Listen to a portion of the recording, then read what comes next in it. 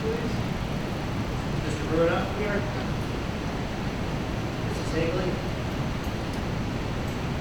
Mrs. Higley, dialed in yet? Yeah, she's here. Liz, can you just say hi? Got it. Mrs. Lavin? Here. Mr. Messenger? Here. Mr. Moses? Yeah, here.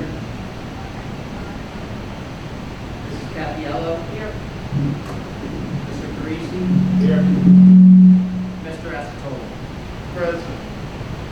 Announcement, adequate notice.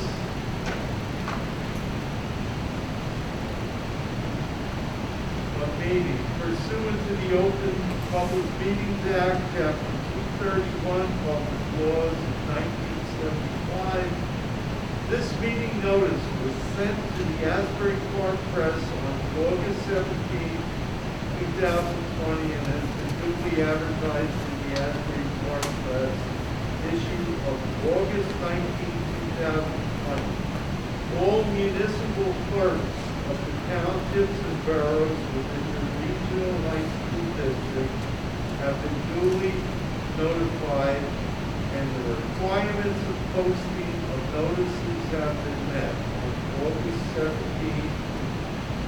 2020. We're going to start with the Pledge of Allegiance so that everybody can pledge. I pledge allegiance to the flag of the United States of America, to the republic for which it stands, one nation, under God, indivisible,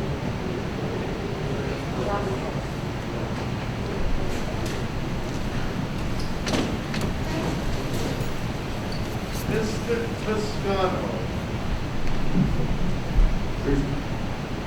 There's no addition to the minutes, Mr. President. Okay, great. May I have a motion then to approve the minutes of August 10th, 2020? Motion. Motion by Mr. Bruno, second. Second by Ms. Cappiello. Any discussion? Hearing none, Sean, can I have a roll call? Mr. Bruno? Yes. Mrs. Higley? Mrs. Higley? Yeah, she's having a hard time hearing with the fan. Mrs. Lavin? Yes. Mr. Messenger? Yes. Mr. Moses? Here. Mr. Parisi? Yes. Mrs. Cappiello? Yes. Mr. Escatolo? Yes. Communications are on file in the office of the board secretary. With that, we have a special meeting tonight, a very important meeting. And I'm going to yield the floor to the superintendent of Freehold. Thank you, Mr. Escatola. So we're going to open up the evening, and it's only fitting that the past two meetings have been now in high school. And we have Stephen Cetera here and Jen Cetera's family who kind enough to come out and we have four members of the town committee behind them who have always come out and supported. I said that the last time when we were at the Manalapan Auditorium, Jen was a long-time board member, over a decade in the Field Regional High School District, and was on the board that hired me. And one of the things that she had always asked about was when we were going to get air conditioning in the Manalapan Auditorium, because it was the only one of the 6 high schools that did not have an AC unit. And it just so happened that our very first meeting without Jen was the meeting that we held in Manalapan with the AC unit. And so I know that she was smiling down about that. But we asked Stephen to come here, and a number of the board members just wanted to publicly acknowledge Jennifer. For those of you who don't know, it wasn't just about the Board of Education. Jennifer was very, very involved in the community of Manalapan as well, whether it was the Mayor's Charity Ball, Manalapan days in the summer. She was always planning, working, and making her community better.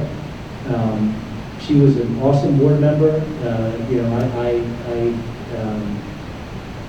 For 10 years, sat alongside her in hour-long meetings.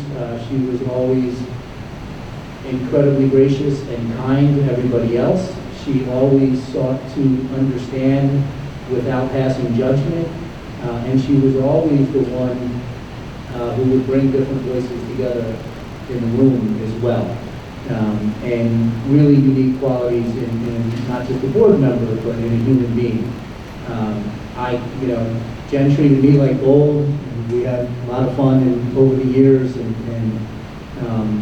one of the things that people don't see all the time, because you're up here on the podium and in these meetings, but they don't see the dozens and dozens and dozens of hours that you spend together doing good work for the school community, for the children of the Freehold Regional High School District behind the scenes. And I think it's only fitting to share that when Jennifer passed, just that week, she had spent 3 hours on a call with the negotiation team. The week before that, a couple weeks before that, she called me to apologize from her hospital bed that she couldn't get a hold of an iPad, and she was scared that she was going to miss a meeting. And I think that's who Jennifer was. And she would always, what I loved most was when Jen would call me over a particular Facebook post in the community and share some thoughts there behind closed quarters with one another. And Steve, for the first, I want to say 5 or 6 years that Jen was on the board, you came to the meetings, because we know that years ago it was sometimes a little bit raucous in some of these meetings. And Jen in particular had one run-in, and so I think Stephen made sure that he came to every meeting after that, and obviously not for the past few years. It's a life cut too short. I think everybody in this board and a number of us have been side by side with her for a decade at this point in time. She's greatly missed. I think we're all saddened and shocked by what happened, and we grieve with this entire family. We know what an awesome woman she was. We got to see the other side of her frequently, not just the mom side, the grandma side, the wife side, but the real person side, who was just genuinely interested in making her community better. And what great gift can you have in that? So I'm going to yield to any board member or Mr. Boyce or anybody who wants to say a few words, and then Stephen, we have a plaque we'd like to present you, and then we also have Jen's seat symbolically with those flowers that we'd like to present you with as well. But I don't want to monopolize if anybody else wants to speak. Chuck, I'd like to say something. I was on the board with Jen for over 10 years. We came on the board at the same time. Basically, we had a lot of things in common. We're both ex-educators. We both really cared about the kids in the district, and we both really cared about our towns. Whether it was staying up past 2 o'clock in the morning when we were on the negotiating team for the teachers, dealing with a contract, or whether we were at a board meeting, Jen was always, I could always count on her to tell me the truth and tell me what she was thinking. She was a great lady. I really miss her. Besides what some people think are the really important things we talked about, I remember asking her probably one of the most important questions. I asked her, where could I get a really good meatball? And she told me she never ordered a meatball out because she didn't trust the meatballs out in the public, only her own meatballs. And she wanted to prove the point, and she made me a little dish of meatballs. And to tell you the truth, from one lady who was so gracious and so kind and very, very Italian, to a little Jewish boy like me, a real Italian meatball was the best gift she could have ever given me. And I'm going to really miss her. And Manalapan was very lucky to have her as an advocate for that town. The kids in this district were very lucky to have her as an advocate, and I was very lucky to have her as a friend. Actually, I would love to go across the room, so if you don't have anything to say, that's fine, but let's start this way and go across. way in order to facilitate it. So, Mrs. Capiello, you have a little to say. So Jen and I really didn't know each other for very long. When Jen was getting on the board more than a decade ago, I was getting off after having been on for a decade. And just recently got back on. And I really got to know her actually when we went to the convention in Atlantic City last year. I got to know her one-on-one. I got to meet Steve, and I realized what a great lady she really was. And even in that short period of time that I knew her, I consider her a friend. And the little bit of time that we worked together, I echo the sentiments of my other board members about her caring, about the community and about the school community, and always there working. Despite all of the hardships and the troubled times, she was always there, and always in the back of her mind, worrying that she was keeping up with what she had to do. So I really very much appreciate the short period of time that I got to know her, and I'm very sorry for your loss. Yes, it's my turn. And I'm going to talk off the top of my head, but I have to say that I love Jennifer Sotera deeply. Big time, or big leagues, Mr. Trump would say like that. She was a woman who kept her word, and she admired people that did that. And I remember one time when it was great, Steve, when we went to Atlantic City. She calls me up and she says, "What's your room number?" I says, "What do you want to know my room number for?" She says, "Because you're an old guy, and if you don't get up in the morning, I want to know where you are. Suppose you don't make it through the night." So I said, "Okay, my room is whatever it is."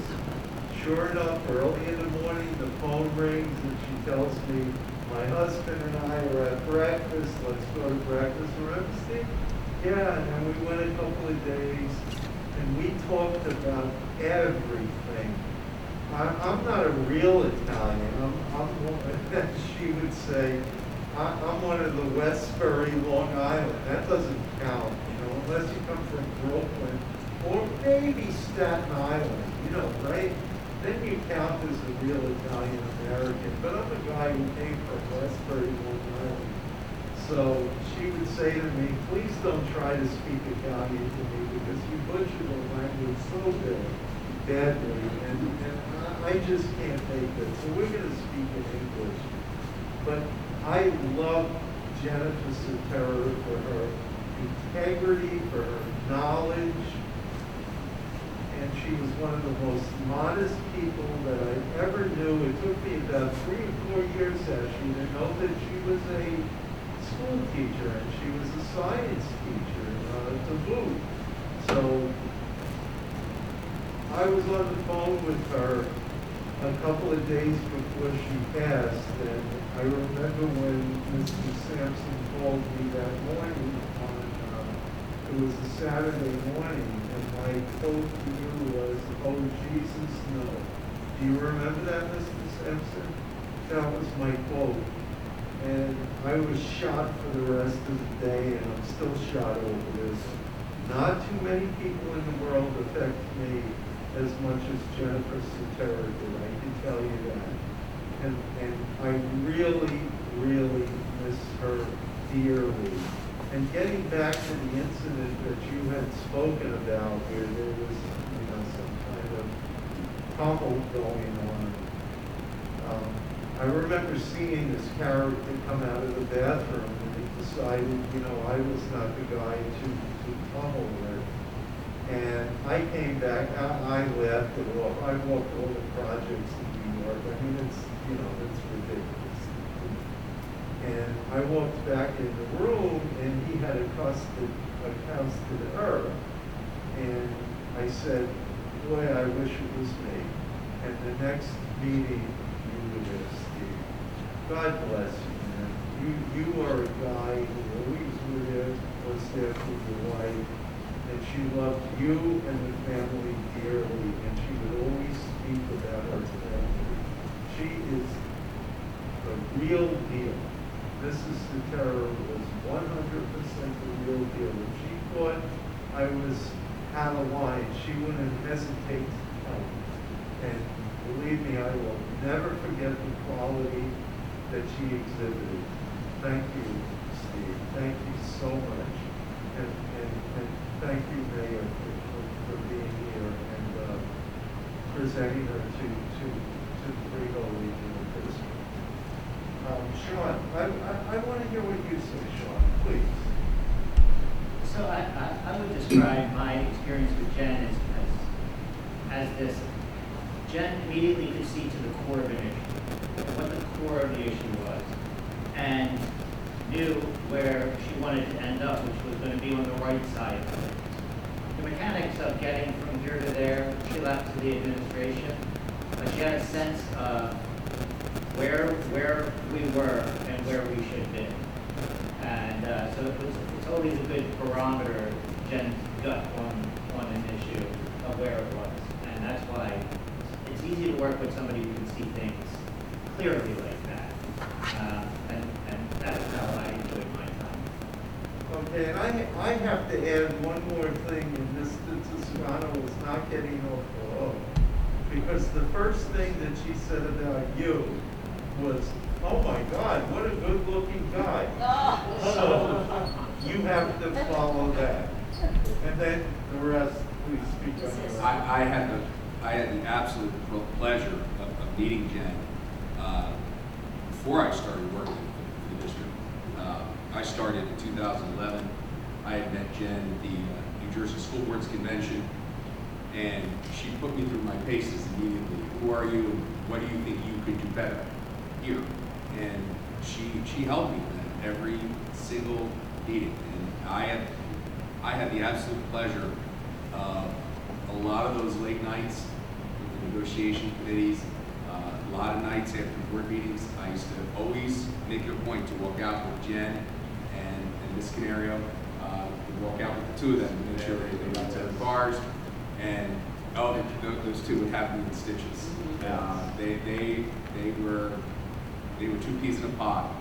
What great ladies, and I was on the phone with Jen for that negotiations committee right before she passed, and she was as dedicated, and she was as sharp, she was on me, and she was pushing, but she, as Sean said, she had her compass, and she was going there, and she's terrible in this, and my heart breaks for your family, Stephen, because she made such an impact here, and I only get to see her once a month or so. I could not imagine how you are breathing right now. So, yeah, I miss her too. Thank you, Mark. And let's start with Mike, and then let's continue on. To the extent that the towns in this district are great places to live, what I really feel is that why they're a great place to live is that it comes down to a small amount of volunteers who volunteer a lot of their time and effort to making a place a better town. And I think that the children, right, because when you grow up in a town, that really sets the table, I think, for the rest of your life. And I'll latch on to something that Dr. Sampson said, which I was going to say was, in addition to this board, Jennifer was, as he said, with respect to the mayor's ball and Manalapan Day, one of those people. So I think that as a family, whenever you come into Manalapan and see that sign, welcome to Manalapan, you can take pride in knowing that your wife, your mother, your daughter was one of those few people that gave of herself to make it a better place, mostly for the children. So I think that's a pretty good thing to latch on to in terms of Jennifer's memory. Let's just move forward. Jen and I have been together since she got on the board, and I'm the longest on the board. And we're together to hire Dr. Sampson, and I'll just tell you, she's such a compassionate person, so sick. I really miss her, and she's such an honest and considerate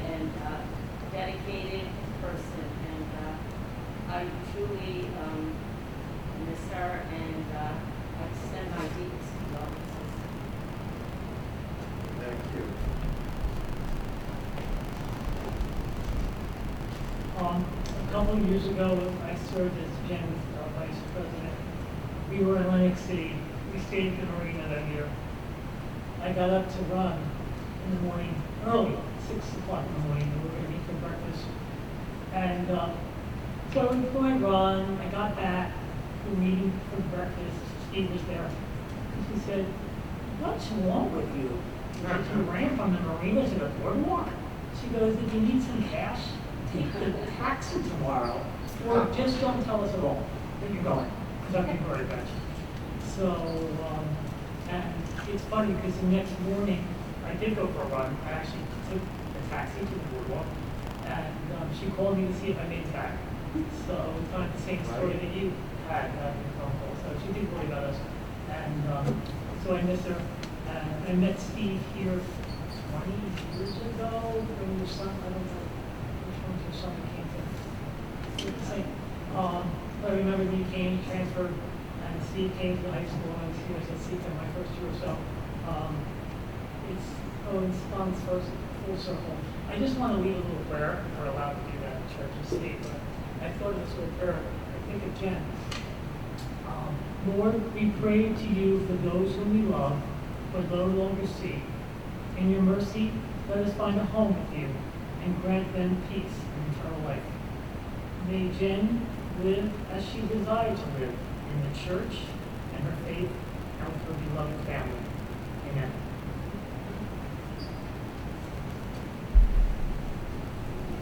Thank you, Peter, for those kind words. Can you hear me?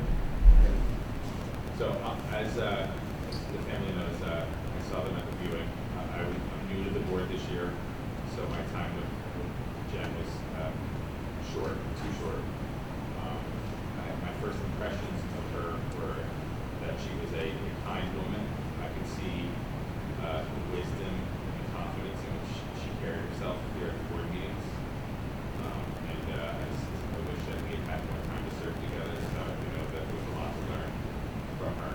But coming from an Italian family, and after hearing Pesci's story and having met you guys at the viewing, she reminds me very much of my grandmother, that she seemed to be that matriarch of the role in the family, where kind of like family revolved around her. And in that way, my heart goes out to you, because I can feel what that loss must be to you guys.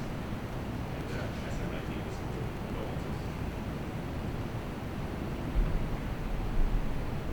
I've served with Jen for over 10 years here in the Freehold High School District. And Jen and I would always exchange our Italian recipes. Always saying she made this eggplant parmesan and patty parmesan. Really, family was at the foundation of everything, for Jen. And I think that carried over into, her spirit and, the countless hours, that she dedicated to the Freehold Regional High School District and to her community. I always admired her. She always had a beautiful smile on her face every time she was coming to serve, but she was a woman with tremendous sense of purpose. She was a beautiful woman. I know she's so sorely missed here, and her family. My condolences to all of you. Thank you, Mrs. States. I'll turn it back to Mr. Simpson. Yes, so thank you, Mr. Esposito. And unfortunately, in the COVID-19 world, we have some folks from distance. And Liz, I don't know if you wanted to say a few words, but the microphone up, then I should be able to hear you. I want to thank Jen and Steve when we first moved them out and my husband and I coached senior league baseball together, and Steve was on our team. And from back then, Joyce admired how they always had kids so supported. And whenever I ran into Jen, one thing I was really appreciating the best laugh. Joyce had a great laugh, and I'm very disappointed that I wasn't able to spend more time. And I really look forward to learning a lot from her, and I think we should be a family of it. And I just want to emphasize that all the good, and she was just truly a really great person. Thank you. Thanks, Liz. And honestly, for the folks, the public that doesn't know, I think Steve has been like the 10th board member here for about a decade. he's been at everything with us, and so everybody knows Steve so well. And, you know, just, I've been here, I'm in my 10th year here now, and once upon a time I was young for the job, now not so much. But Jen was part of the board that took a chance on me here as well. And so I'm forever grateful for that because it changed the trajectory of my life. And she did nothing for 10 years but absolutely support me 100% in the work and try to always make my life easier. And so, yeah, I'm forever indebted for that. Steve, we just have a plaque. It says, loving memory of Jennifer Cetera, board member 2009, 2020, and there's some flowers.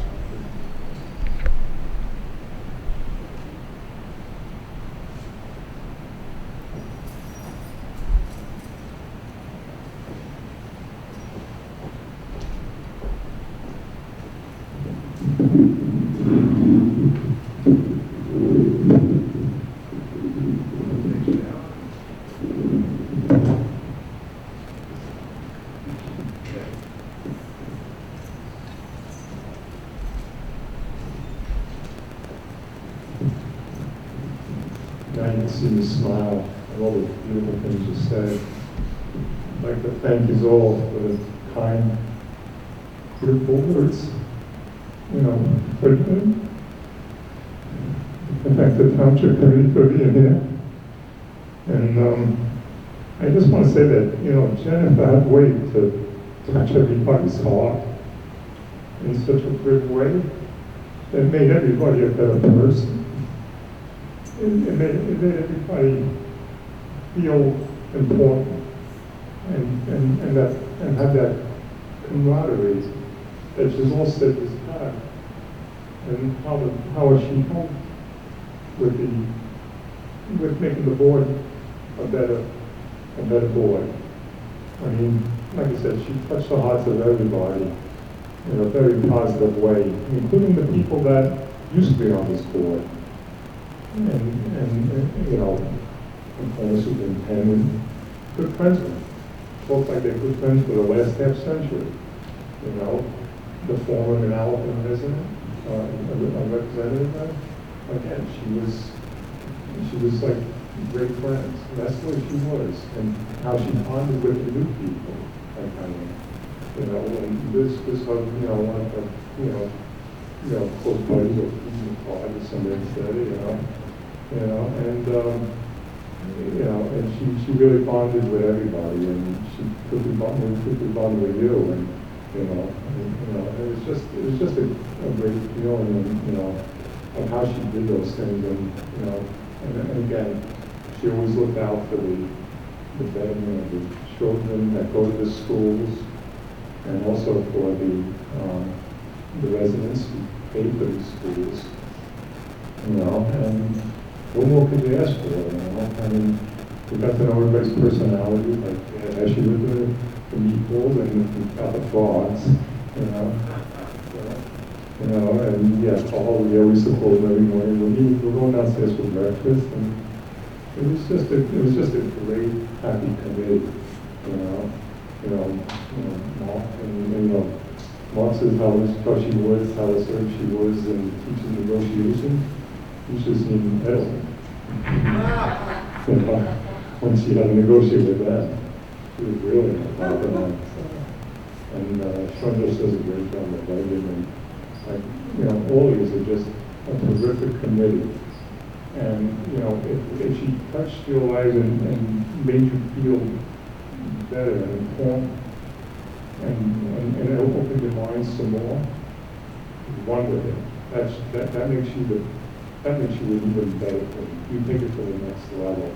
You guys are a great committee, you know, and I'll definitely, you know, miss those conventions and all that whenever they restart again. But you guys are doing a great job. And I just want to again say thank you all for everything and for those kind, beautiful words that you can see the smile behind this stupid mask. So, you know, and yeah, Liz, I remember the baseball days. So, in regards to Jared, But again, thank you all for such a pleasurable evening. To commemorate Jennifer. I miss my wife dearly. I'm going to miss her for the rest of my days, and it's just the way it is. So, but again, thank you all. It was beautiful. Thank you, and keep up the great work, guys.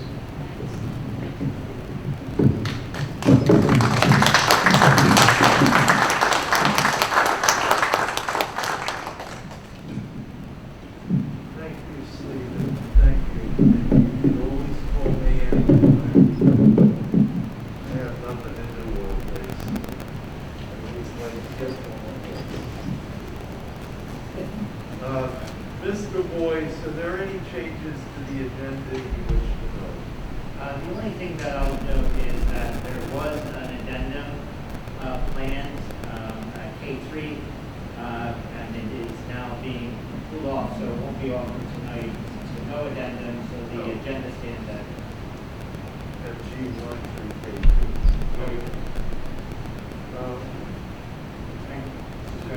Yeah. What do we got?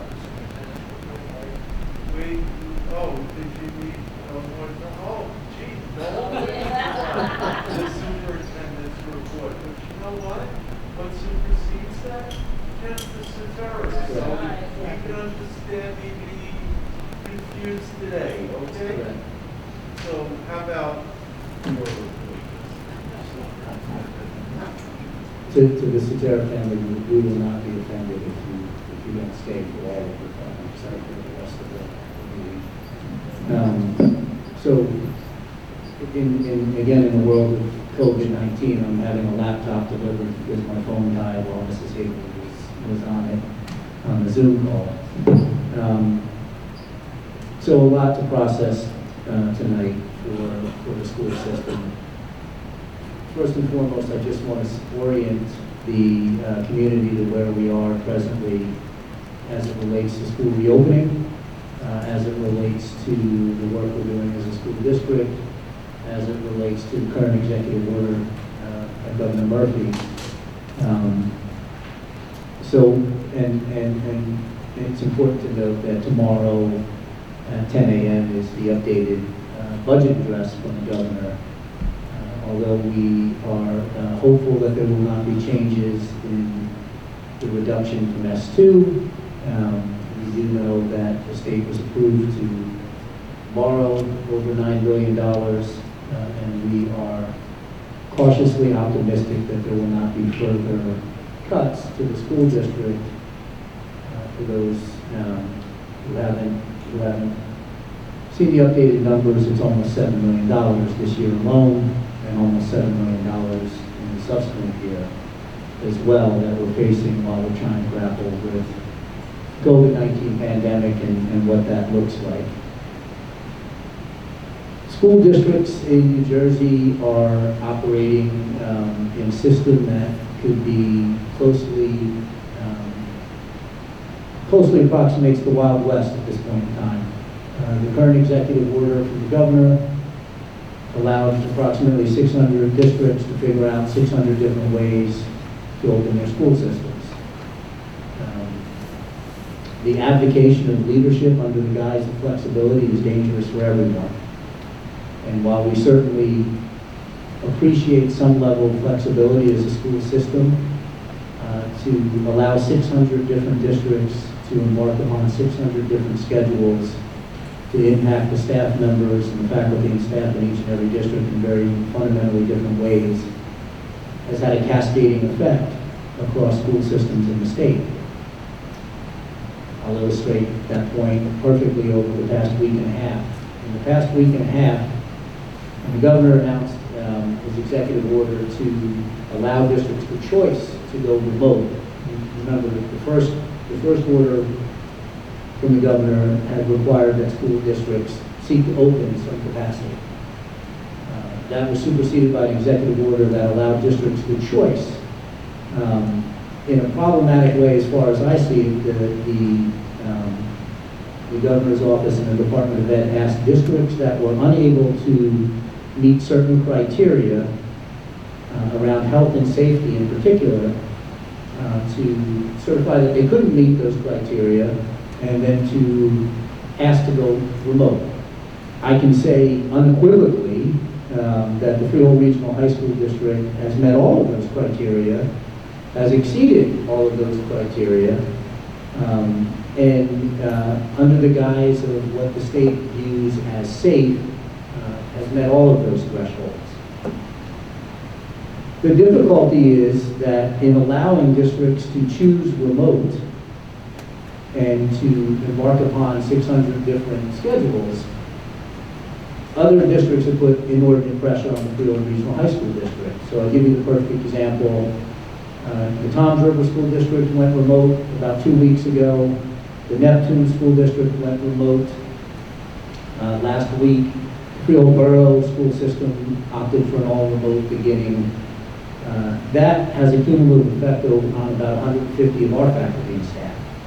So what that does is that puts our faculty and staff in a difficult position of suddenly being thrust, if they have their own children in those school systems, they're home all 5 days now. I would posit, and I've argued very publicly, that the second that this executive order was announced, that every superintendent in the state knew why it was announced, and knew that the ultimate impact to that would be to slowly bring school districts to their knees with staffing needs. And it paints the very difficult position of asking some faculty and staff to choose their own children over the children they teach, or choose the children that they teach over their own children. And puts us in a position where we have very different schedules that we're trying to manage.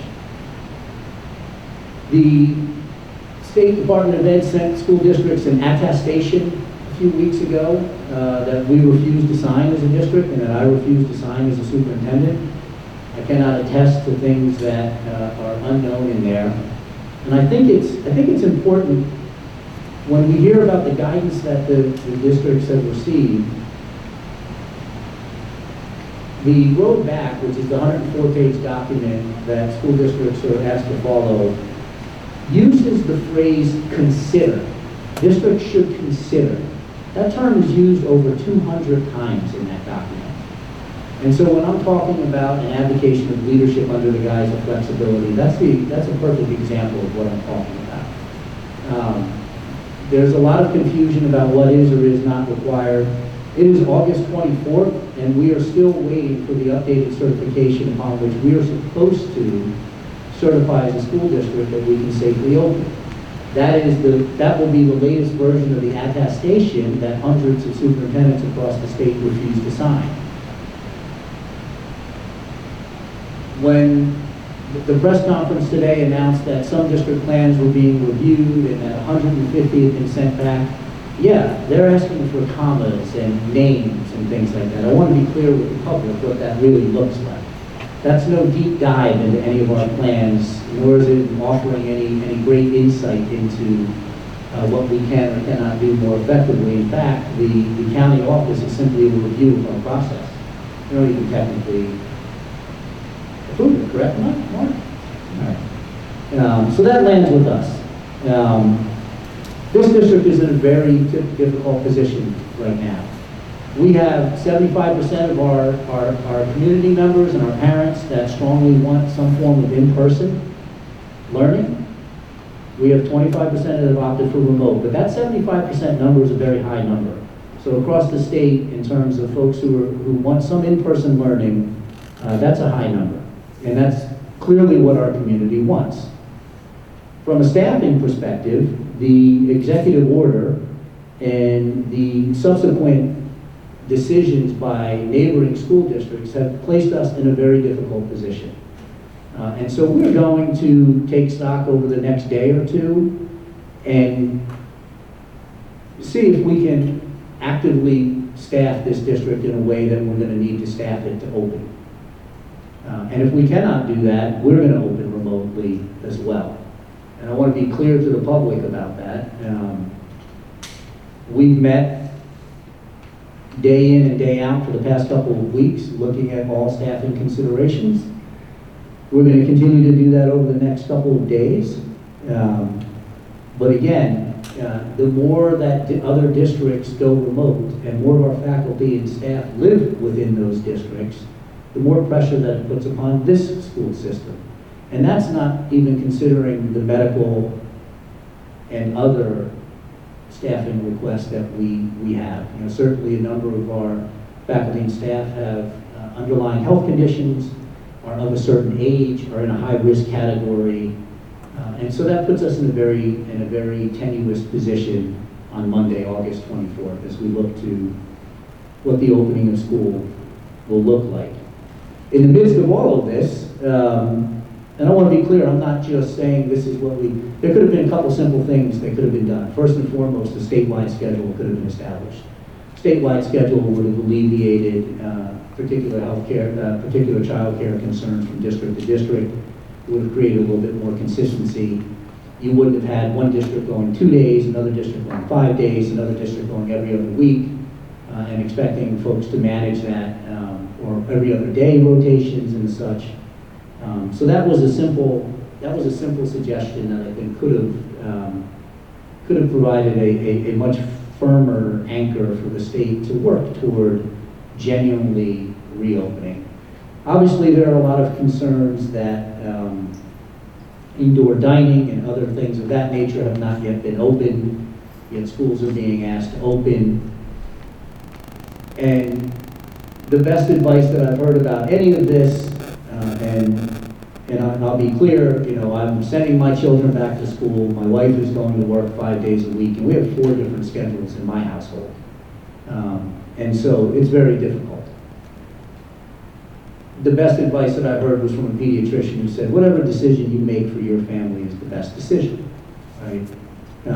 There are a lot of unknowns in all of this, but I do think that there's been a real absence of leadership and a real passing of the buck and a real laying liability right at the feet of this board and superintendents across the state to get this done.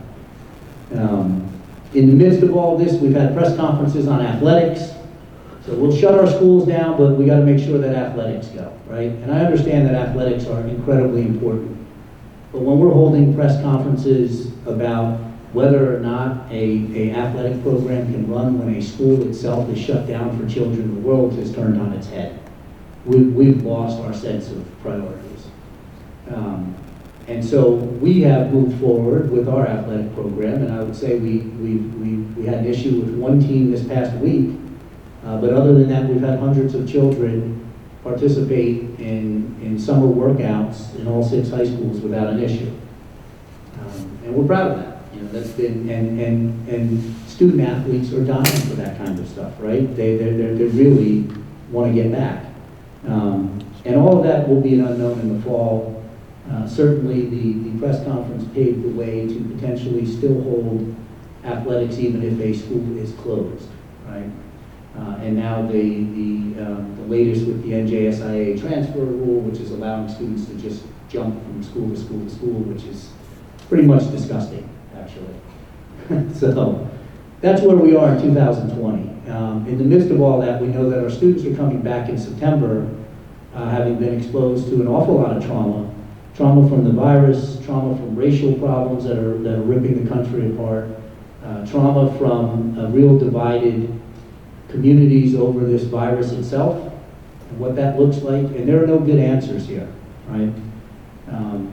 And I'll go back to whatever decision individuals make is the best decision for them. And I used a line that I stole from a friend of mine when I addressed the staff a couple weeks ago, saying that, you know, we are all, every one of us is in the same storm, but we're all in different boats, right? And so how we navigate that is a very different outcome for every family.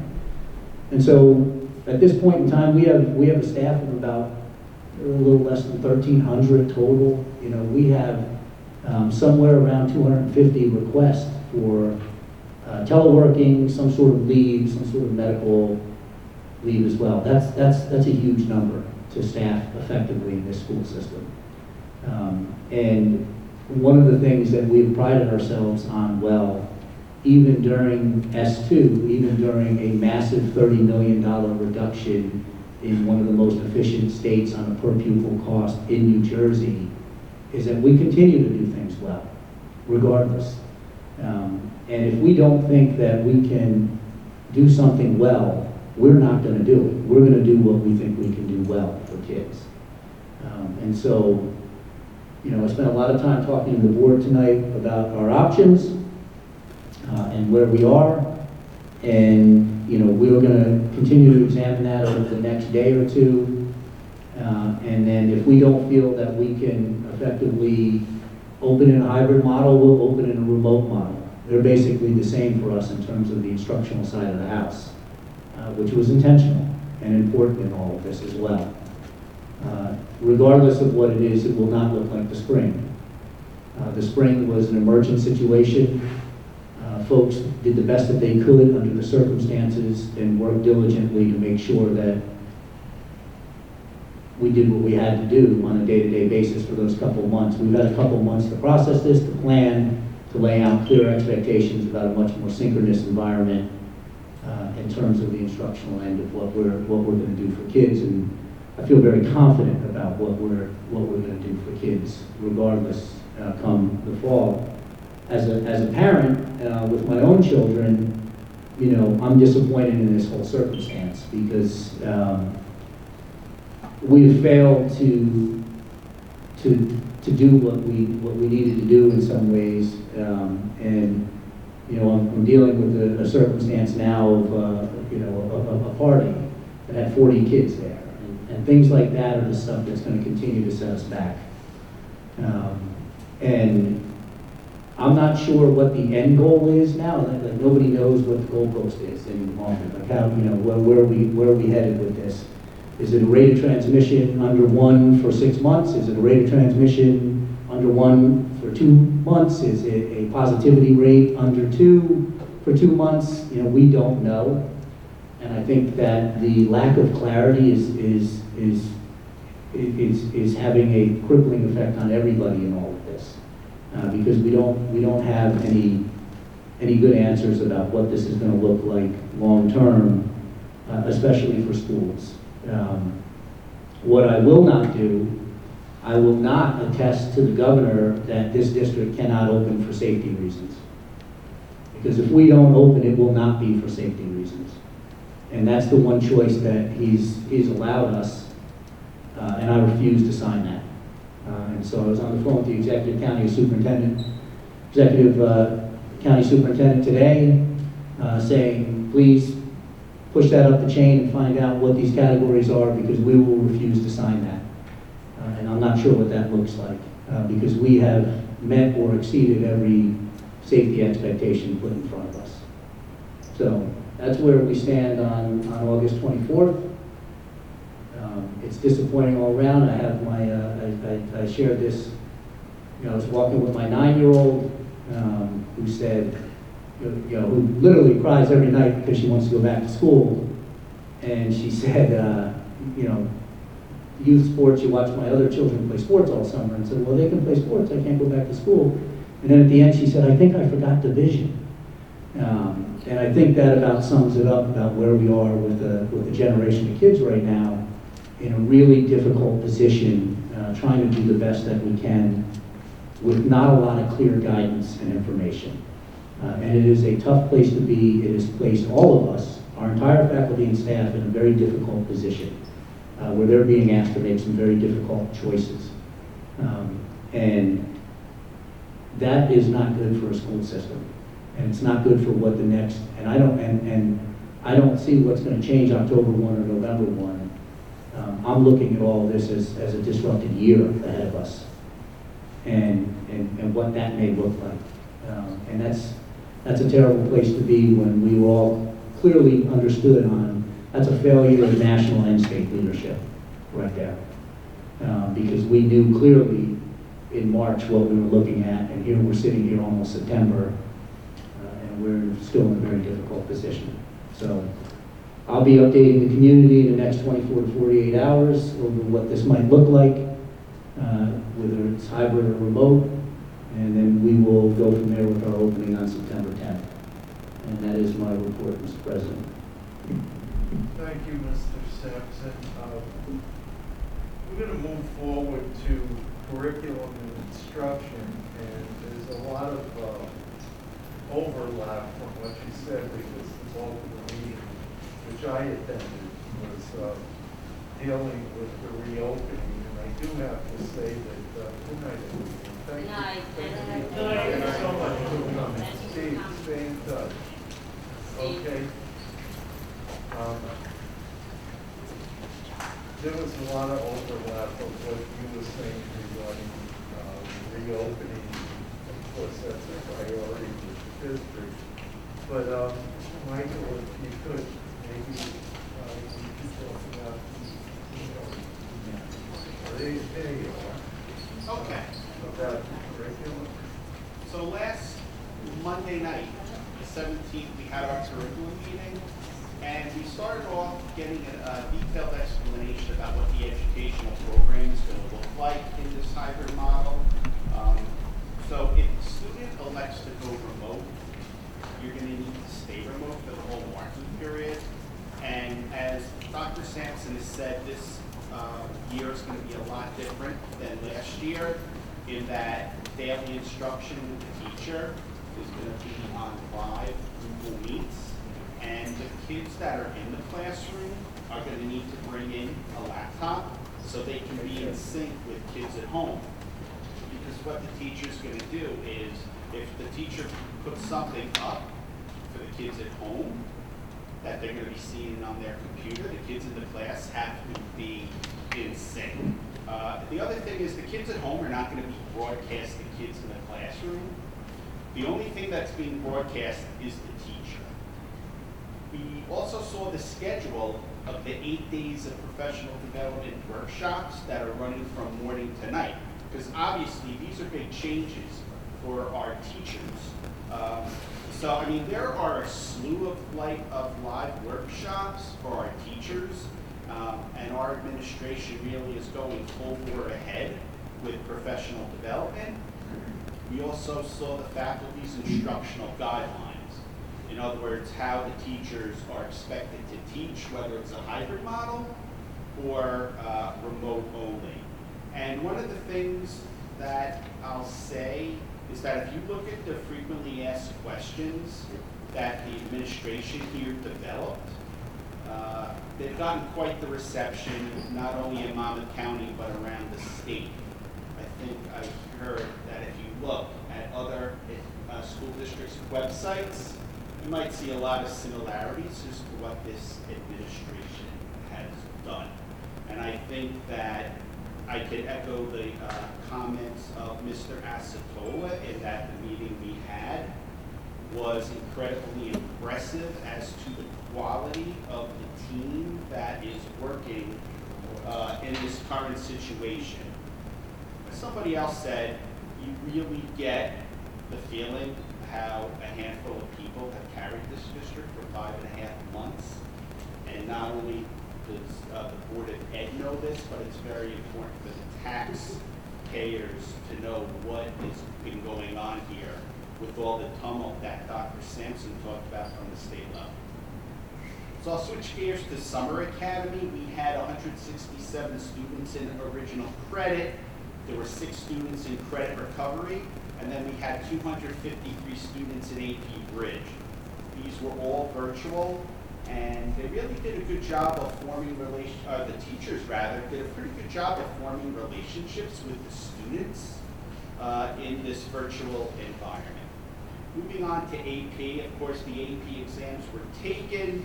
In the springtime, this district gave over 5,700 AP exams.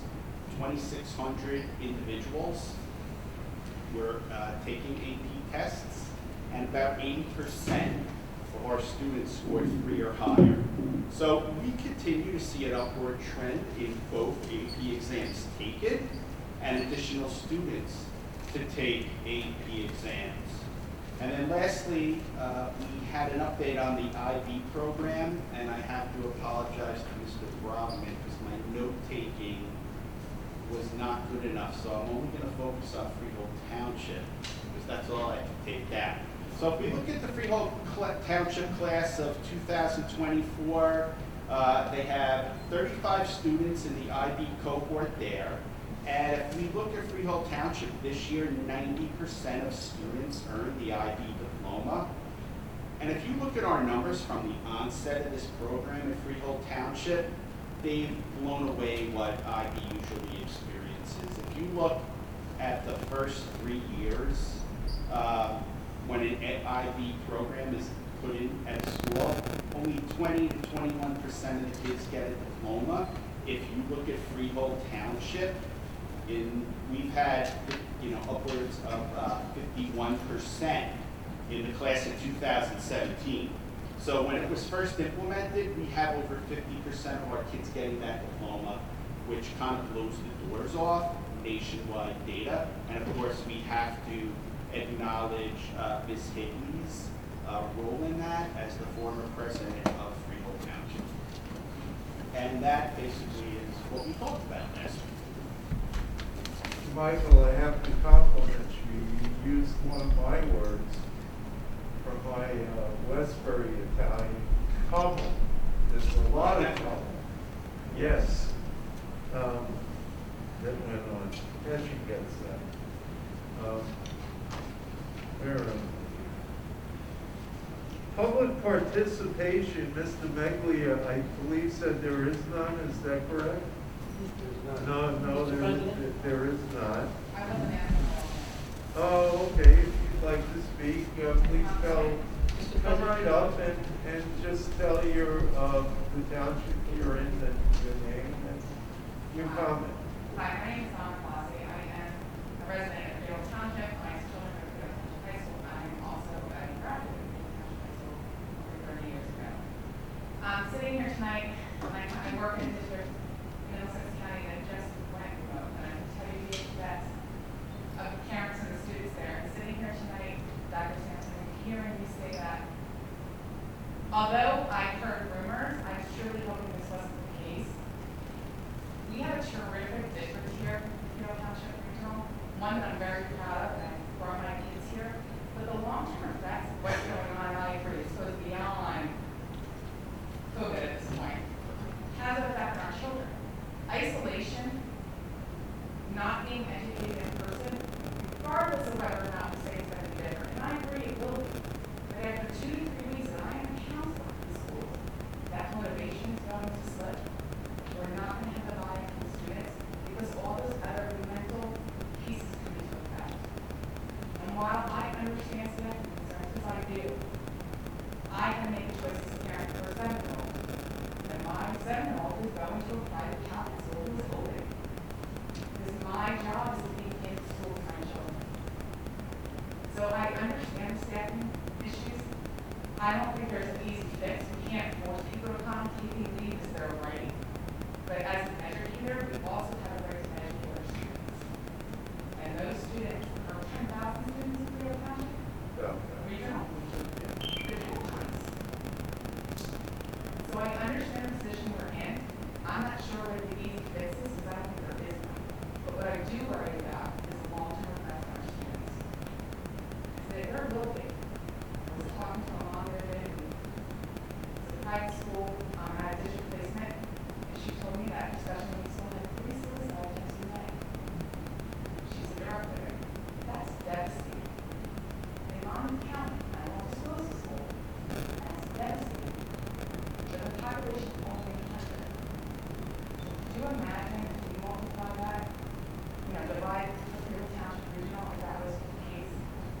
I'm concerned, and I know you're up against, and you've done a wonderful job. I sat at your last board meeting, I'm proud, but I'm concerned to hear we're at this position. Because the public doesn't know, obviously. We presented a plan, 75% of your parents, last time was 82%. Obviously, some parents change their mind. And again, as parents, we make decisions that are best for our children. But we also, and I'm an educator, so I can say this, we also have a job.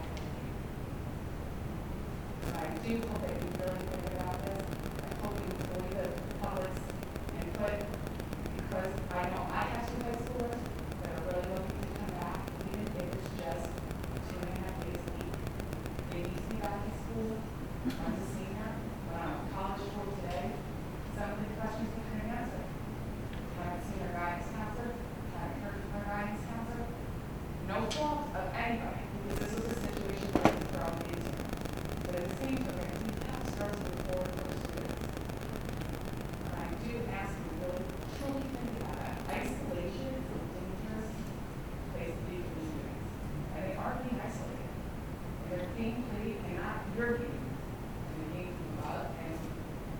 Now, as I said before, our governor stopped us with private school in Ottawa County, who was opening 5 full days with lunch being served. What was your name again? Closet. Donna, I may. I'm speaking as an individual and not as a board member here, but I certainly sympathize with everything that you say. And I have to be careful as to what I say, so I'm going to defer to Mr. Sampson. But believe me, I know where you're coming from. I'm not asking for sympathy, it's true. No, it's You know, not it's true. sympathy at I all. work with I'm students just for saying, my 22nd year in education. let me use a different word, concur. Okay, it's a strong word. Mr. Sampson, would you describe why we're in this position, maybe? Well, look, you get it because you're in a district that's just not remote. So there, you have to be able to run a program in order to be able to do this. And the circumstances that have been piled upon how the state has responded to this has put school districts put public schools in a very difficult position. I have 4 of my own children, and I'm dealing with this as well. My 9-year-old is severely dyslexic. We're looking at other places. We have to. Parents are being asked to make very difficult decisions, but those educators who are also parents are also being thrust into this in a really tumultuous time period. This is also a very condensed time period, because what's happening across the state right now is there are hundreds of districts that are in the position we're in tonight. They're all teetering on the edge. And it was set up that way. So I agree. Again, I'm not going to disagree with anything you just said. I agree 100%. I know what you're set up for that. But that cascading impact is something that, again, if we can't effectively staff our building, we're not like if a teacher who teaches, we're highly specialized. This is a high school only district. We need the teachers that we have.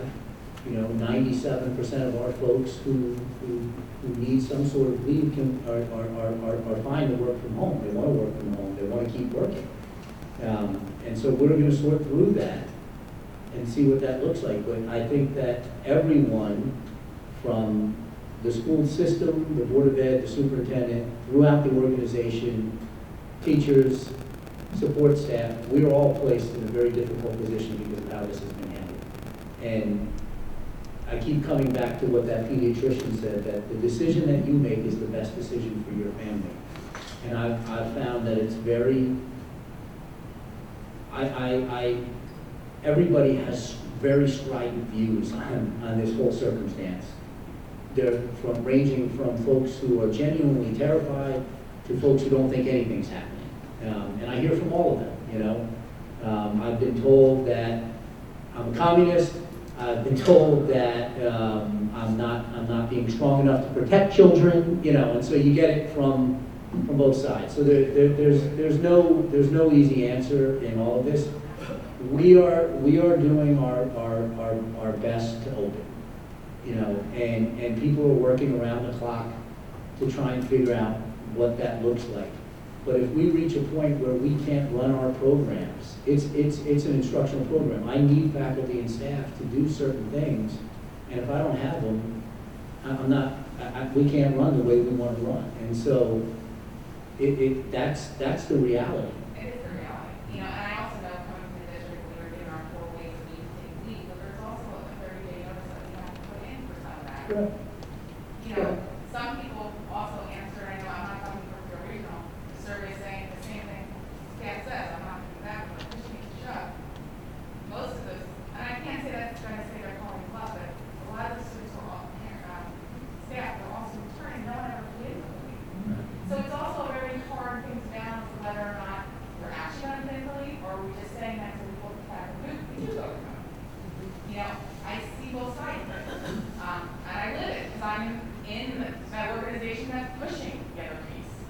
So, I know you're trying your best. I just want to say, again, it's about our students. And I keep coming back from the movie, and I was saying this one night, the next, Leon and Joe Clark, and how he took over his school, and, we need someone to also stand up for our students. The isolation alone, and to see the long-term effects of what's happened to the students in the past 5 months is highly concerning. It's concerning. You saw your own kids go from up here. We're going home to kids flatten the curve for 2 weeks. Well, after spring break, well, hopefully by June 1st. And they didn't pull along. And it's not the fault of anyone sitting here. I know you tried your best. There were balancing two things, and that's a concern to me. It always has been a concern to me. It's a mental health for our young kids tonight. So I just ask you to, really look, and I would just hate something. My biggest fear is something is going to happen that will shake the entire community, and that's something we can't take that here. Yeah, listen, I've said this, I go home with a 10th grader, an 8th grader, a 6th grader, and a 4th grader. So I'm living it, my wife is a teacher, so I'm living it as well. And in a society of teenagers, especially in our area, 10,000 homes, like most parents are returning summer lodge, you're not returning summer working from home. We really want them not in a structured environment, they're being invested. Our mission statement here in Freehold Regional says we push into the maximum potential and providing all of this. And I know you're trying, I get it, but just hopefully we continue to work for that. Yeah, look, there's 3 weeks ago when the governor put that executive order out, I was very clear that it was now a house of cards in the state, period. And that to pretend that it wasn't I referred to that as that executive order as disingenuous. I referred to his press conferences as disingenuous because school districts can't operate without teachers, and the leave requirement is all fine and good until suddenly your district closes on you unexpectedly, and you're faced with your own kids at home, and then you have to make really, really difficult decisions. And everybody has their own circumstance, and so one thing that I've tried to do in all of this is not push my perspective on anybody else, right? And because everybody has different circumstances in their home with their children and what they need to do, and I respect that. And so, we're trying to do the best we can do while also staying in touch with our humanity in all of this, for folks. So. And I think you are. I think you should be able to public see that. And that's something I can say from a lot that I've spoken to in the community. And again, I love this community, so I have a lot of confidence. I think everyone's very happy with what's going on. They're always going to have people that have negativity. That I know I'm in a school that that's to be accepted. It's just not easy. And I understand the signature here. And I always go back to your signature smile and my signature after giving me the park. My school has followed every security procedure that has been, and if not, it's my license on the line. I get all that. That's my role. But I worry about our students. I worry about the long-term effects of our students. So I just ask you to continue to search for the right answer. I just want to interject one thing. I'm glad you came tonight because you echoed how a lot of us feel. And I thought I didn't know what the hybrid plan was going to look like back in June. It evolved all summer long. It's fantastic. It really is. And I'm a little disappointed that we may not be able to use it because it's good. It's very good. But all of us are concerned about the kids. The disappointment. Like I said at the last board meeting, what is the barometer? Is it no deaths? We had 100 deaths in the last 2 weeks. The blessed souls. It's terrible. But what is the barometer going to be? We're at a 1 now.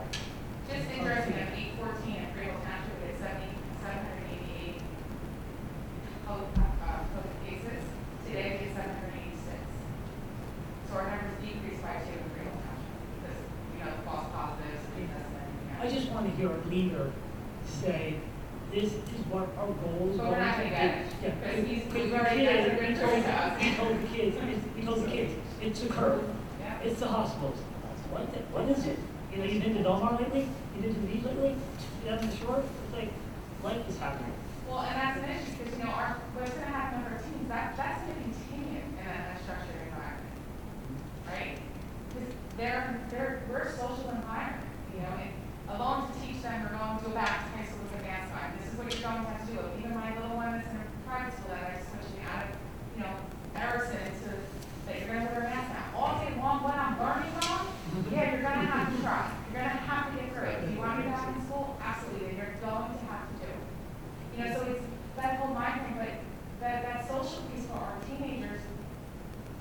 concerning because it's going to continue. So when, when we get this back, if Freehold Township, our number decreased in 2 weeks, are we at, is it our students that are bringing this in? Like, we don't know where we're at. And that is a frustration. I listen to every press meeting, every Monday, Wednesday, Friday, hear numbers and hear some good news, but every time you think we're on the right path, we're being told we're not. And in the whole of this, it's our kids. But I think that's why, I know myself and a number of my colleagues have said over and over again, we're not epidemiologists, we're not health officials. The Department of Health should be making the call for schools, period.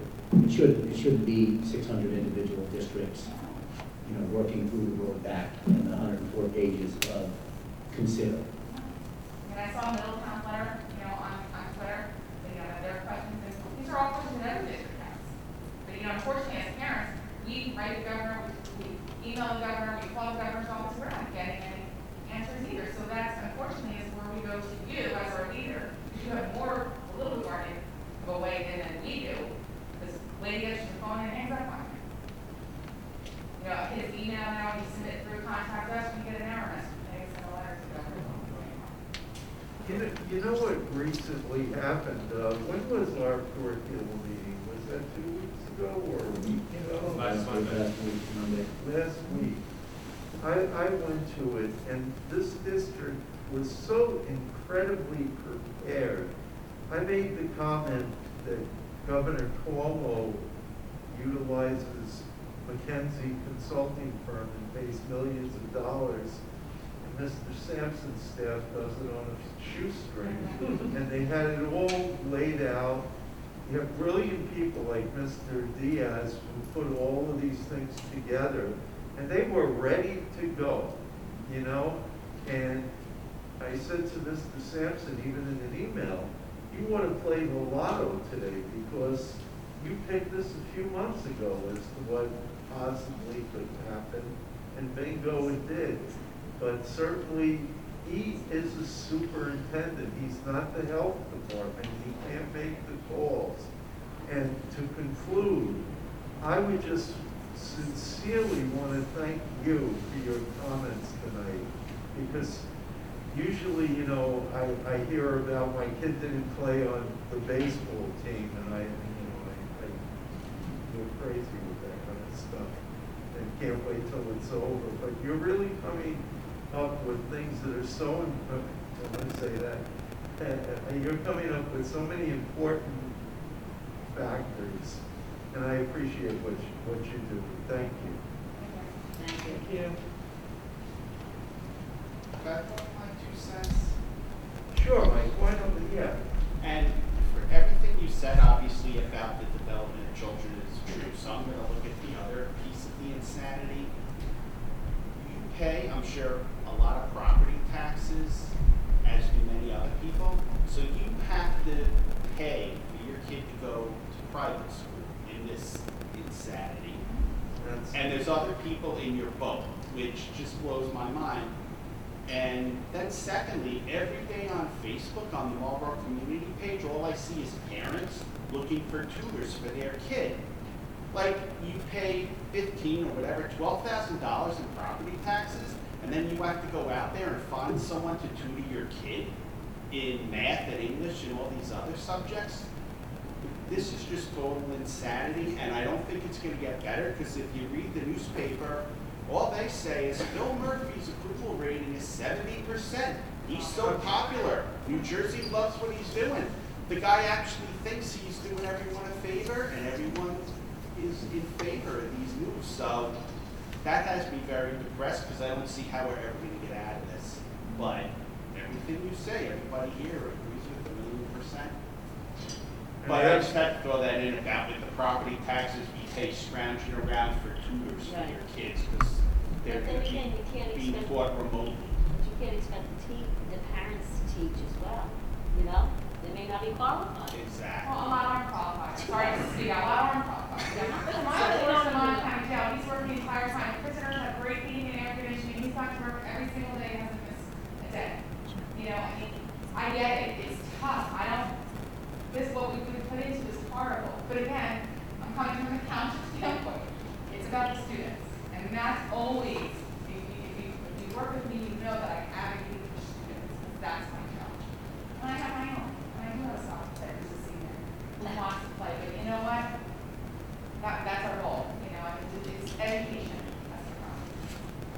Mike, to add to what you're saying, and I know it's getting late, but after you finish and your kid graduates, you still pay that $12,000. So get used to it. I got paying that $20,000 in my case for I don't know 10 more years after the graduation. Yep. Okay, let's move forward, and thank you again. Let's see where we are. President, I just have one policy to add. Sure. It's really short. Very short this time around. Policy 2415, Title I, District-wide Parent and Family Involvement is required and must be approved by the Board of Education. This policy refers to the school district's operations of programs, activities, and procedures, and engagements of parents and families in the Title I Part A program, which are at Freehold High School and Freehold Chapter High School. That's it, Mr. President. Thank you. Okay. Participation, here we go. May I have a motion to approve G1 through K2? Motion. Second. Any discussion? Hearing none, can we have a roll call, Sean? Mr. Bruno? Yes. Mrs. Higley? She says yes. Mrs. Lavin? Yes. Mr. Messenger? Yes. Mr. Moses? Yes. Mr. Parisi? Yes. Mrs. Cappiello? Yes. Mr. Acetola? Yes. Old business, are there any members wishing to discuss old business?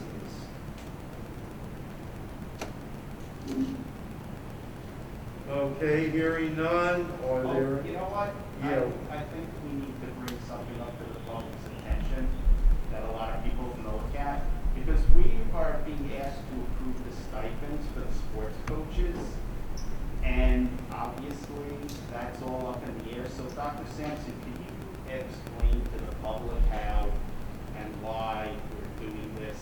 And, you know, if sports get canceled within X days, we don't have to pay the coaches, and how the financials are gonna work out there?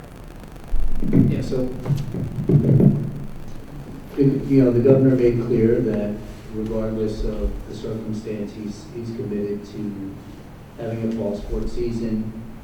We felt that we went forward with summer workouts that began on July 20th because we felt that fall sports season is something that's important to our student athletes, obviously. At this point in time, there's a dead period before the fall season is set to begin on September 14th. There's heat acclimation for football and field hockey, I believe, that begins on September 11th. And, you know, we're proceeding at this point in time. You know, there are 10 districts now in the state that have canceled fall athletics. You know, we're not going to do that because we know how important that is to students. And I think at this point in time, even if the season doesn't look like what it has traditionally looked like, we are hopeful that something will be able to be worked through. I mean, we had one incident this weekend at an off-campus event on a Thursday night hosted by a parent. That's the kind of stuff that will set us back. But other than that, we had hundreds of student athletes, you know, training all summer long without an issue and done well. We're not going to approve anything indoors at this point in time, and in the fall season, volleyball and gymnastics, 2 indoor sports, have been moved to the spring season. In the latest proposal, you know, the disconnect for parents has been, you know, travel teams, club teams played all summer long.